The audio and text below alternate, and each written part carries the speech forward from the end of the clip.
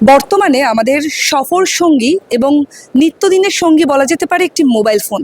আর এই নেশা আমাদের সাথে সাথে আমাদের সন্তানদের মধ্যেও ছড়িয়ে পড়ছে।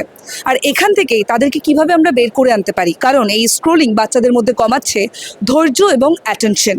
কথা বলবো এই মুহূর্তে, আমার সঙ্গে রয়েছেন শিশু বিশেষজ্ঞ ডক্টর জয়তী সেনগুপ্ত। নমস্কার দাওয়ালে। এই বিষয় নিয়ে ডক্টর, আপনার কি পর্যবেক্ষণ?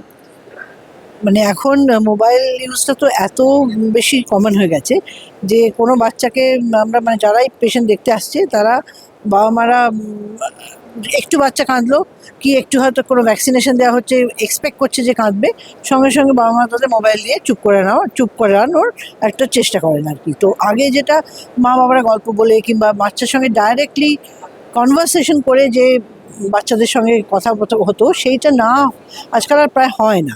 মানে কোনো রকম কিছু যদি অসুবিধা মনে হয় যে বাচ্চাকে হ্যান্ডেল করা যাচ্ছে না, তো অপশান হচ্ছে মোবাইল দিয়ে দেওয়া হাতে। তো এটাতে আমরা যেটা ফার্স্ট প্রবলেম দেখছি সেটা হচ্ছে স্পিচ।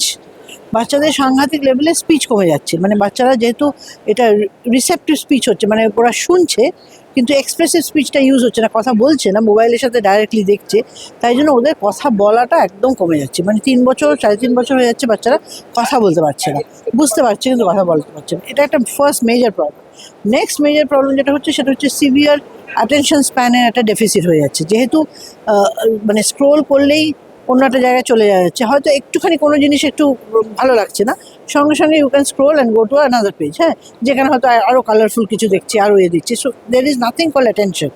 একটা বই পড়লে যেরকম কী হয়, আজ এই পাতাটাতেও লেখা আছে, পরের পাতাটাতেও লেখা আছে, এবং এই পাতাটাতে না শেষ করলে পরের পাতাটাতে গিয়ে বুঝতে পারবে না, so that you can continue reading that page. হ্যাঁ, এখানে তো সেটা হচ্ছে না, এখানে তো ইচ ওয়ান ইজ ডিফারেন্ট।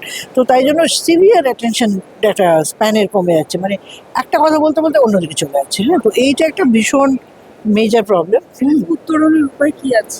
উত্তরণের উপায় তো ভীষণ সুন্দর গাইডলাইন্স আছে। আমেরিকান একাডেমি অফ পিডিয়াট্রিক্সের গাইডলাইনই আছে যে বিলো মানে 3 years of age zero mobile, মানে zero screen time. Non academic screen time should be zero. আর তারপরে হচ্ছে maximum 1/2 to 1 hour in a day। এগুলো সব প্রত্যেকটা গাইডলাইন্স দেওয়া আছে, কিন্তু কেউ ফলো করে না, সেটা আলাদা।